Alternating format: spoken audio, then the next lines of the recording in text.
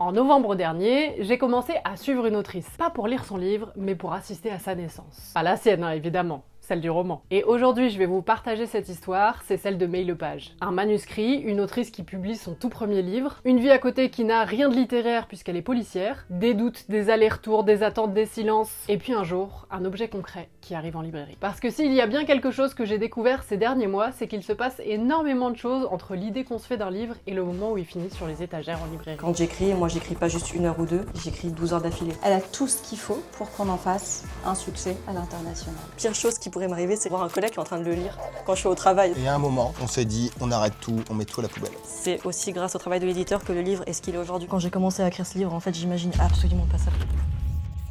Bonjour et bienvenue, ici votre bon vieux Jeannot. Il y a quelques mois, le label Verso m'a proposé de suivre une autrice qui allait être publiée pour la toute première fois. L'idée c'était de pouvoir suivre un maximum de choses et surtout de répondre à cette question, comment naît un livre ? C'est eux qui m'ont ouvert leurs portes et avec qui je collabore pour cette vidéo. Le livre en question, c'est Sécher tes larmes de May Lepage. C'est le premier roman d'une série d'enquêtes menée par Emma Fauvel. C'est une jeune policière détachée de la PJ de Créteil pour reprendre une enquête à Annemasse, puisqu'à Annemasse, il y a eu un enlèvement. Un enlèvement qui ressemble trait pour trait à un autre enlèvement qui a eu lieu au même endroit 7 ans auparavant. Et le pire dans tout ça, c'est que c'est la même victime. Oui, vous avez bien entendu, moi aussi quand j'ai lu le résumé la première fois, j'ai vérifié que j'avais pas sauté une ligne. L'enquête avance, mais le doute s'installe partout. On doute des témoins, des collègues, des preuves, et puis doucement, très doucement, le livre fait quelque chose d'assez cruel. On se met à douter d'Emma Fauvel elle-même, l'enquêtrice. Alors sans plus tarder, je vous propose de rencontrer l'autrice. Salut May. Salut. Est-ce que tu veux un café? Un café avec Un plaisir. café. J'en ai déjà pris un, donc je t'en fais juste un à toi, mais ça aurait pas été de refus sinon. Ouais, elle est folle la machine, je sais pas ce qu'elle me fait. Ah, donc c'était pas fini. Merci beaucoup. Ça doit pas être facile à gérer ta double vie maintenant. C'est un peu chaud. J'ai des horaires un peu atypiques et donc j'écris quand je travaille pas, et ce qui fait que j'ai un peu une double casquette qui me demande une organisation du tonnerre. Millimétré. C'est ça. Et du coup, May, toi, t'écris depuis quand? 10 ans quand même. Ah ouais. Ouais, depuis j'avais même pas 20 ans. Mais avant j'écrivais pas du tout du policier.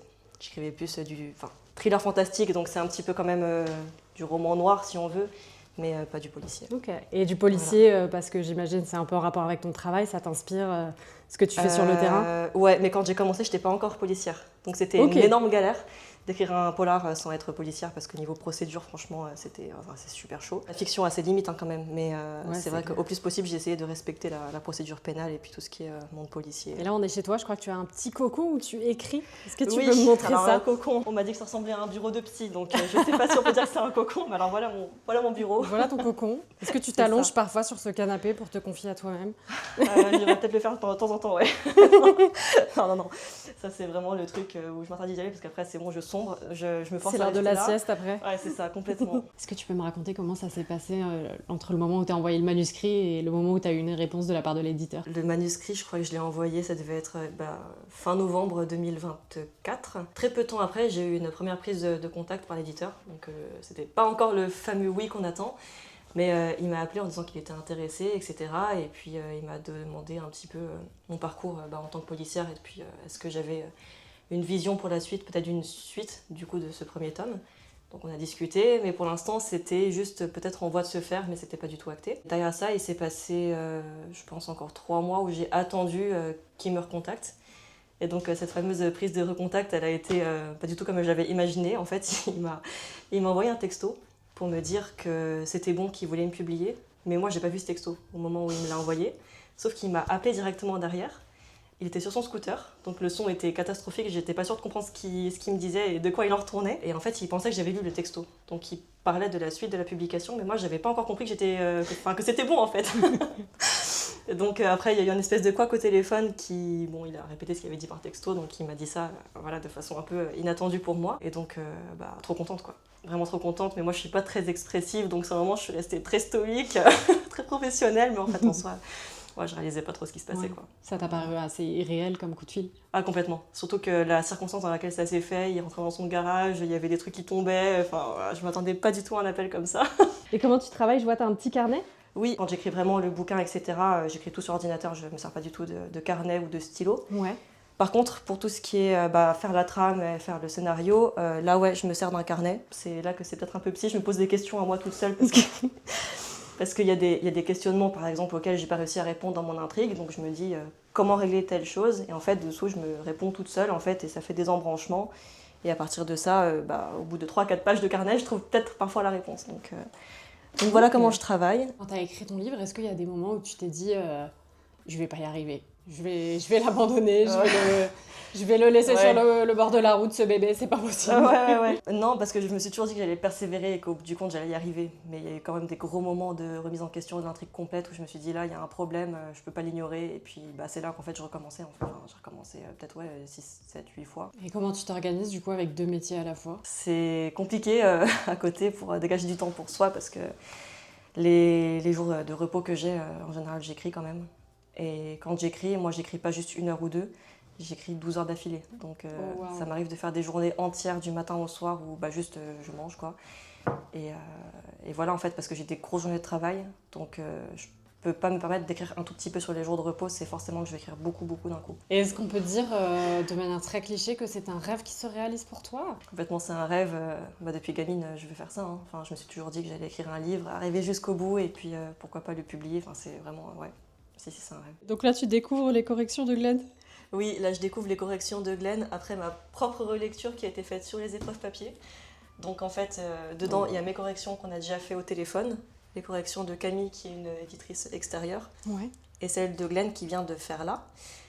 Et donc il y a des trucs qui sont raturés, il y a des choses qui sont rajoutées en commentaire. Donc là, il faut que je décrypte. Faut que je décrypte, exactement. Sur papier, on se rend mieux compte du texte. Oui. Et donc j'ai vu des erreurs que j'avais pas vues avant, qui sont pas forcément des erreurs, mais qui sont des choses que je trouve maintenant mal formulées ou autres, où moi je propose de refaire une formulation. Ou des fois je vois aussi des erreurs qui sont glissées. Okay. Donc en fait, moi derrière, j'ai noté des choses au crayon de papier dessus. Alors j'en prends un qui est un peu évident. Typiquement là c'est le poème du début du livre, et j'aimais pas la typographie. Okay. Bon, sachant que c'est moi qui ai fait ça avant, donc en fait j'ai fait moi-même, mais je me suis rendu compte que ça rendait pas bien, donc je demande de retrouver une typographie différente. Ok. Donc c'est à ce moment-là que ça s'est fait, et puis là par exemple, la première page du premier chapitre, il y a une phrase où je voulais rajouter un « et » au lieu d'une virgule. Maintenant que vous avez rencontré May, il est temps de rentrer dans le vif du sujet. Parce qu'un livre, contrairement à ce qu'on aime s'imaginer, c'est pas un auteur tout seul devant son ordinateur avec une bougie et un thé froid. Très vite, il y a toute une équipe qui arrive autour du texte. Là, on est à quelques corrections de la version finale, donc c'est le moment idéal pour May de rencontrer les premières personnes qui vont l'aider à façonner son livre. On commence avec Glenn, son éditeur. Alors lui, c'est la personne qui lit tout, qui corrige tout, qui doute de tout, mais attention, toujours avec bienveillance. C'est le premier lecteur, celui qui accompagne le texte à chaque étape et qui a développé avec les années une forme de 6e sens pour détecter ce qui fonctionne et ce qui a besoin de refaire un petit tour à l'atelier. Ensuite, je vous emmène dans une réunion des représentants, parce que c'est là que le livre commence à quitter le bureau pour essayer d'exister dans le monde réel. Glenn va tout vous expliquer, vous en faites pas, puis on fera la connaissance d'Ariane qui s'occupe des sessions de droit. Dit comme ça sonne très administratif, mais attention, c'est une mission clé, parce que c'est elle qui permet au livre de voyager et de changer de langue. Bon, t'es prête? Pas le choix. Ouais, c'est tes premières épreuves. Donc dessus, tu pourras le regarder, c'est mieux sur papier. Ouais. Et tu vas avoir après toutes les corrections avec information, enfin c'est surligné et tu as derrière les commentaires. D'accord. Vraiment, tu fais sur papier, tu t'embêtes pas, et après on s'appelle. Ok. Donc c'est comme il n'y aura pas énormément de choses puisqu'on a été très propre sur la préparation de copie avant. D'accord. Eh ben super. Voilà, tes premières épreuves. Alors là, je suis avec Glenn, on se rend à une réunion très importante. Glenn, est-ce que tu peux m'en parler? Alors très importante, elle est importante, c'est une étape. C'est la fameuse étape de la réunion des représentants. Réunion pendant laquelle l'auteur présente avec l'éditeur et différents intervenants le livre pour la première fois devant les forces de vente, celles qui vont travailler le livre auprès de tous les libraires en France par la suite et ailleurs. On peut aller jusqu'en Belgique, Suisse, grand export, bref, vous saurez tout. Et l'autrice, normalement, puisque c'est son premier roman, est un petit peu stressée. Oui. Mais tout va bien se passer. Ça va bien se passer. Je suis ravi de vous retrouver, surtout pour vous présenter ce qui pour nous est une sorte de petit miracle en soi. Je vais vous donner un petit peu le contexte. Ça va faire maintenant bien 10 ans que je cherche le livre que je vais vous présenter. Depuis que j'ai pu lancer La Bête Noire chez Robert Laffont également. Et donc le topo était assez clair pour moi. Je voulais trouver une série de romans policiers écrits par une jeune autrice policière. Premier roman policier de May Lepage, qui est policière, à Lyon, et précédemment à Annemasse. Dès le début, on a pu sentir ensemble qu'il y avait un énorme potentiel. On est allé au bout, avec 8 versions. Un texte qui, maintenant, fait le double de ce qu'il a été, tout en étant plus efficace que ce qu'il était. Moi, je viens du milieu de l'audiovisuel, donc j'étais dessinatrice. J'ai eu comme un gros manque de sens, de choses réelles, du concret, etc. Donc avec tout ce qui se passait dans l'actualité, tout ce que je voyais autour de moi. J'ai fait une complète reconversion dans la police. Donc j'ai passé les concours en 2020. Et suite à ça, j'ai fait que du terrain. Donc déjà sur Lyon, ensuite sur Annemasse, là où j'ai écrit Sécher tes larmes. Donc c'est la 9e ville la plus dangereuse de France. Bon, May, on vient de sortir de la fameuse réunion. Comment ça va? Ça va à peu près. Ouais, non, en vrai, c'est stressant. C'est stressant parce qu'on sent qu'il y a quand même un enjeu derrière et il y a des gens qui sont là, ils sont bienveillants, mais ils sont très attentifs, etc. Et moi, c'est vrai que parler en public, c'est pas un truc qui est inné du tout et on sait pas vraiment par quoi commencer et qu'est-ce qu'il faut dire, etc. Mais bon, enfin, franchement, l'équipe est là pour mettre en confiance et donc ça. Il se passe beaucoup de choses autour de ton roman. On voit qu'il y a une vraie... Je trouve pas le mot pour dire... Une émulsion. Une émulsion? Oui, est-ce qu'on peut dire une émulsion? Je sais pas, en tout cas, il y a quelque chose qui se passe autour de ton roman, ça c'est sûr. Est-ce que tu arrives à te rendre compte de ça? Est-ce que le moment d'aujourd'hui, ça t'a peut-être aidé à ancrer un peu plus ce qui était en train de se passer ou t'y es pas encore? Pas du tout. Voilà, moi, quand j'ai commencé à écrire ce livre, en fait, j'imaginais absolument pas ça. Moi, j'imaginais avoir des centaines de refus, galérer, même pas trouver d'éditeur ou faire une sortie très confidentielle. Donc, en fait, j'étais à des kilomètres de ce qui se passe aujourd'hui. Et même là, d'y être, bon, je prends quand même conscience avec le temps qu'il y a des gens qui sont autour et qui portent le projet. Donc, je me rends compte petit à petit. Mais c'est vrai que j'ai pas du tout la mesure de ce qui se passe. Hein. Et ça t'angoisse? Ça viendra avec le temps. Alors, je pense que c'est l'inverse. Je serais plus angoissée si je prenais conscience du truc. Ouais. Parce que là, bon, pour moi, ça reste assez irréel pour l'instant. Et j'ai quand même hâte d'avoir le projet de façon plus concrète dans les mains. Ouais, d'avoir le livre dans les mains. Ouais, déjà, j'ai pas le livre. Compte. Donc c'est ça. C'est ça. Vu que j'ai pas le livre, c'est un peu plus compliqué de me rendre compte. Mais bon, avec le temps, ça viendra, hein, je suppose. Mais tout ce qu'on souhaite. Oui, ça va venir, ça va venir. C'est ça.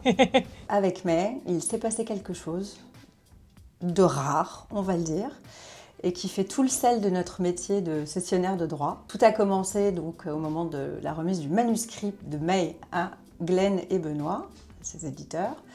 Et à partir de là, il y a un immense enthousiasme. Et il y a, chez nous, on identifie tout de suite que cette histoire, que ce roman, que cette jeune autrice, elle a tout ce qu'il faut pour qu'on en fasse un succès à l'international. L'histoire est dingue, les personnages sont très incarnés, et c'est pas gagné parce qu'à ce moment-là, on est sur un marché qui est absolument envahi et trusté par la littérature thriller américaine et les polars scandinaves. May est une jeune autrice, c'est une primo-romancière, c'est du polar, donc on peut se dire que ça va être compliqué. Mais non, c'est là, l'enthousiasme des éditeurs, donc de Glenn et de Benoît, est communicatif. On lit très vite, on sait qu'on a une pépite entre les mains. Et puis à partir de là, on fait notre travail, c'est-à-dire qu'on identifie dans chacun des grands territoires quels éditeurs pourraient être sensibles à cette histoire. Et avec un réseau de partenaires, on va dire, de scouts, d'intermédiaires, de relais et de contacts faciles qu'on a avec certains éditeurs, on parvient. Ce sont les éditeurs espagnols, c'est une éditrice espagnole très chic, qui la première tombe littéralement amoureuse de cette histoire. Elle dit que ça l'empêche de dormir, elle n'en dort plus, elle nous envoie une lettre d'amour sublime dans laquelle elle explique les raisons pour lesquelles elle serait très heureuse de publier Sécher tes larmes en espagnol. Et puis arrivent les Néerlandais, les Italiens qui décident même de faire une offre sur le prochain roman de May qui paraîtra au printemps 2027. Suivront l'Allemagne, la Norvège et voilà, ce n'est que le début. On est très très heureuse de ce qui se passe. Bravo camarades. Bravo à l'équipe. Et surtout bravo. Et on se dit merde pour la suite. Pour mesurer le succès du livre de May, il y a un endroit en particulier où ça se joue vraiment. Une sorte de baptême du feu à l'échelle mondiale. Rien que ça. Il s'agit de la foire du livre de Francfort. Tous les ans, à la mi-octobre, pendant 5 jours, des milliers d'éditeurs, d'auteurs, d'agents, de journalistes se retrouvent à Francfort-sur-le-Main, j'espère que je le dis bien, pour faire ce que l'édition sait faire de mieux, négocier des droits, rencontrer des partenaires, et parler de livres comme d'autres parlent d'immobilier, sauf que là, au lieu de négocier des mètres carrés, on négocie des histoires. Avec cette question en toile de fond, jusqu'où est-ce qu'un texte peut voyager? Glenn s'y est rendu et il va pouvoir nous partager les coulisses de ce monde un petit peu à part, où un manuscrit peut soudain changer d'échelle. Hello Glenn, ça va? Ça va et toi? Ça va. Donc là tu es à la foire internationale du livre de Francfort. Même si je suis l'éditeur de Mail Page, en fait, je suis à la foire de Francfort, moi, pour acheter des droits étrangers, donc de toute langue, pour le label Verso. Évidemment, avec tous les homologues que je peux voir, je parle évidemment de Sécher tes larmes. La bonne nouvelle, en tout cas, c'est ce qu'on vient de me dire, en tout cas l'équipe des sessions ce matin, c'est que les scouts, les super agents, que les éditeurs internationaux payent pour leur rapporter assez en amont, on va dire, tout ce qui peut peser à l'étranger comme projet véritablement intéressant à acquérir et autres. Donc c'est un peu comme les chasseurs de primes, même si le terme est un petit peu négatif. Mais en tout cas, c'est ces agents-là, ces scouts-là, qui en fait hier annonçaient à notre équipe que Sécher tes larmes, c'était, et je n'en reviens toujours pas non plus, après 20 ans en tant qu'éditeur, pour un premier roman policier français. C'était donc le projet, le hot title français de la foire, tout projet confondu. Et ça va faire à peu près 2 ans, je pense, qu'au niveau du marché international, la France regagne de l'intérêt au niveau des éditeurs étrangers et surtout pour tout ce qui peut être littérature populaire, littérature de genre. En tout cas, il y a une vraie prise de conscience des éditeurs, à mon sens, sur la nécessité de proposer aux lecteurs une vraie offre de littérature de genre très imaginative, puissante, très romanesque, mais qui aussi, se regarde pas trop le nombril. Bah merci beaucoup de nous avoir montré un peu les coulisses et puis bon rendez-vous et puis bonne foire surtout. Merci, je file. Salut. À ce stade-là, le livre commence à avoir une tête, parce qu'en réalité, les étapes de fabrication et de diffusion, elles s'enchaînent pas gentiment les unes après les autres comme dans un super beau rétro-planning. Tout se lance en parallèle, pendant que les commerciaux commencent à défendre le texte, que les sessions de droit regardent jusqu'à où est-ce qu'il peut voyager, que les représentants en parlent en librairie, le livre circule déjà et il commence à exister à plein d'endroits à la fois. Ça me fait penser à Cendrillon dans la scène où sa robe est en train de prendre forme. Tout le monde met la main à la pâte et chaque personne a sa place pour faire de cette robe une robe mémorable. Et bah là, c'est un peu pareil, c'est comme si tout d'un coup, tout un tas de personnes s'emparaient du manuscrit pour lui donner de l'élan. Et là, on voit un manuscrit qui passe de main en main et on se dit « Ah bah tiens, il a rencontré plus de gens que moi cette semaine ». Et au milieu de cette effervescence très stratégique, il y a des choses extrêmement concrètes sur lesquelles il faut avancer. Notamment une étape décisive, la couverture. Parce que là, on se rend compte que non, faire une couverture, c'est pas juste mettre un gros titre et espérer que ça marche. Donc on va aller voir Erwan, le graphiste. Ça, c'est la première phase. Tu te rappelles, c'est avec ce personnage-là qu'on a démarré. Et après ça, on a laissé reposer. Oui, c'est vrai, t'as raison. Et on s'est dit, non, il faut peut-être davantage partir vers quelque chose où on est plus thriller, tu vois. Et à un moment, on s'est dit, on arrête tout, on jette tout, on met tout à la poubelle. Je me suis dit, il faut qu'on trouve un truc. On ne montre pas le visage, mais on veut l'intention, c'est essayer de représenter l'intention d'une jeune flic. On pourrait même imaginer que c'est l'autrice. Et c'est très dur de pouvoir réussir à donner une atmosphère à un polar sans tomber dans un effet un peu roman noir ou déjà vu. La diffusion ou autre me disait oui, quelque chose de plus urbain. Ce qui est immédiatement, c'est ce qu'on se dit. Il faut de l'immeuble, il faut des trucs sales, il faut un côté très flic.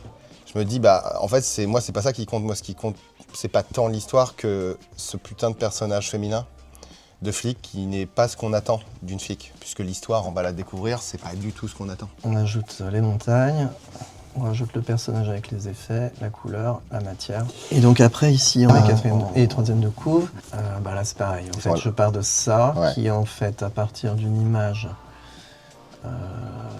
qui est là, dans laquelle en fait j'ai isolé la maison qui est ici et j'ai recomposé l'essentiel du paysage derrière pour arriver à ça, en modifiant l'image pour qu'elle soit plutôt de nuit ou crépuscule. On ajoute le même type de matière colorée, de matière par-dessus, pour réveiller l'image tout en gardant cette impression tomber de la nuit. Et puis il y a ce moment un peu magique, celui où le livre arrête d'être un fichier Word, un PDF, d'être un objet un peu abstrait pour devenir un vrai livre. Pour ça, il faut passer par une étape très concrète, l'impression. Le livre de May a été imprimé à l'imprimerie Floch et c'est enfin l'heure pour elle de découvrir son livre en vrai, en chair et en os, ou plutôt en encre et en papier. Et surtout de faire une quantité assez impressionnante de dédicaces. Et ce basculement, il est vraiment vertigineux, peut-être que vous allez le ressentir comme May elle l'a ressenti, je trouve que ça se voit assez bien sur les images. Très chic, très belle. On parle une photographe de mode, elle là. Mais il faut l'encourager. Ça rend trop bien, ça brille et tout. Ok, je réalise pas encore tout à fait, mais déjà un peu plus. Tu vas pouvoir commencer cette journée de dédicace pour les services de presse. Ça va, Ok. t'as pas grand chose en plus. La pire chose qui pourrait m'arriver, c'est voir un collègue qui est en train de le lire quand je suis au travail, ça... Oui, au travail pire parce qu'ils vont me dire ah mais là il y a une faute de procédure et tout. Il y a la mise en place, il y a le livre. Donc le livre, concrètement, là on est à 9000 je crois de mise en place. Tu as le talon qui reste, ça veut dire le restant du stock présent. En fonction aussi de la mise en place, tu vas avoir aussi des commandes de libraires parce que soit ils n'ont pas pris suffisamment de livres en librairie ou qu'ils n'en ont plus. Et donc tu vas déjà avoir des réimpressions, ça s'appelle des réimpressions de jonction ou autres. C'est en tout cas Ok. ça peut commencer à 500 exemplaires ou 2000 exemplaires ou 1000 exemplaires. On rêve tous que ça s'enflamme dès la parution en termes de vente, mais c'est hyper important, on est là pour construire dans la durée. Je préfère toujours un long-seller qu'un best-seller qui après se fait oublier. Oui, je suis d'accord. Mais là, on est parti pour faire une course d'endurance, donc il faut juste pas se mettre la pression. C'est pas comme ça pour tous les textes. Là, tu vois, on est en d'accord. décembre, Ouais, on a déjà des choses qui sont confirmées. Et tu vois, C'est très et compliqué. des Les marchés des sont très choses compliqués pour qui sont assez importantes, dans le sens avoir des radios. Tu n'as pas tous les auteurs Non. qui ont déjà des radios Ah ouais. 2 mois avant parution, tu vois, des radios qui sont calées D'accord. pour Par 2 exemple, mois en avant radio, parution. Pour rappel, c'était quoi? On a RFI, on a la RTBF, Ouais. on a le Parisien Week-end, et puis après on a des plus petites choses, Ouais. mais Et puis d'autres qui ça vont se réveiller aussi à la lecture. voilà, c'est ça. Et comme je te pareil. disais, c'est que là, c'est entre guillemets, hein, c'est tôt. Il n'y a vraiment pas tous les journalistes qui ont lu, mais le fait qu'ils demandent le livre, il y a déjà cet intérêt-là. Ah, Ok. c'est un livre qui est spécial. Je viens d'être appelé en lecture auprès depuis plus d'un mois, même un peu plus plus 1 mois et 2 semaines, je crois, chez un premier éditeur poche. Là, il y en a un qui vient de m'appeler en me disant que c'était un énorme coup de cœur pour eux, C'est vrai. monstrueux, et ils veulent en faire un énorme truc. Et ils me demandent, voilà, si c'est possible sur 2. 9 sur 2 livres.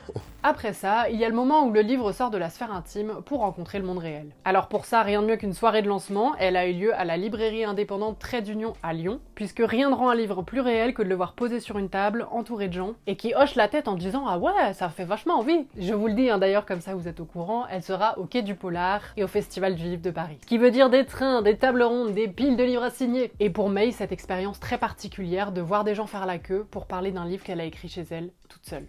Entre le moment où tu as commencé à écrire jusqu'à là, le fait que le livre soit publié, c'est quoi le moment où tu as pris le plus de plaisir? Alors c'est pas parce que Glenn est là, mais mais c'est les moments qu'on a appris pour échanger. Enfin moi j'ai aucun recul sur ce que je fais. Je me dis autant j'écris un truc que personne n'a compris ou j'ai tenté un twist raté. Enfin voilà. En fait on n'en sait rien. Et quand j'ai vu que Glenn avait compris ce que j'avais voulu faire et qu'il renchérissait sur encore quelque chose qui pouvait améliorer, c'est ultra satisfaisant d'un point de vue d'auteur parce que de une on est compris et puis de deux en plus on voit qu'on est poussé vers le haut et c'est aussi grâce au travail de l'éditeur que le livre est ce qu'il est aujourd'hui parce qu'il y a eu tellement de travail. Moi je savais en le soumettant à l'éditeur que j'étais arrivée au bout de ce que je pouvais faire et que j'avais besoin d'un regard extérieur, professionnel, pour pouvoir le pousser vraiment plus haut. Merci. Ça y est, May, ton livre ne t'appartient plus. Il n'est plus entre tes mains, il est entre ceux des lecteurs. Ouais, bah c'est une trop bonne nouvelle en vrai, je suis trop contente. Je suis trop contente, c'est vraiment la fin d'un accomplissement, d'un travail de fou qui a été ultra enrichissant pour moi. Je suis trop contente de tout ce qui s'est passé. Et puis là, j'ai juste hâte de la suite, hâte de rencontrer les lecteurs en salon, en librairie, dans tout ce qui suivra. Et voilà, vraiment, tout le meilleur au livre et tout le meilleur au lecteur. Voilà, vraiment trop contente. Un livre, une fois qu'il est publié, il commence une autre vie. Loin des manuscrits, des réunions et des fichiers partagés, mais entouré d'une autre forme d'énergie. Le marketing, la presse, les librairies, les festivals, toutes ces personnes qu'on ne voit pas toujours, mais qui continuent d'accompagner le livre bien après sa sortie. C'est donc tout ce que j'avais pour vous aujourd'hui, j'espère vraiment que cette vidéo vous aura plu. J'espère que comme moi dans cette vidéo, vous avez appris plein de choses et que le monde de l'édition sera un petit peu moins flou pour vous. Je me sens hyper chanceuse d'avoir rencontré May, de l'avoir vue évoluer et devenir une autrice publiée, elle le mérite vraiment. J'en profite aussi pour remercier chaleureusement l'équipe de Verso, ils ont été des amours et sans eux j'aurais jamais pu faire cette vidéo. Si vous avez aimé cette vidéo, vous pouvez la liker, la partager et si c'est pas encore fait, eh bien abonnez-vous ma team Jeannot. Et puis moi, je vous dis à très vite dans une prochaine vidéo. Allez, salut!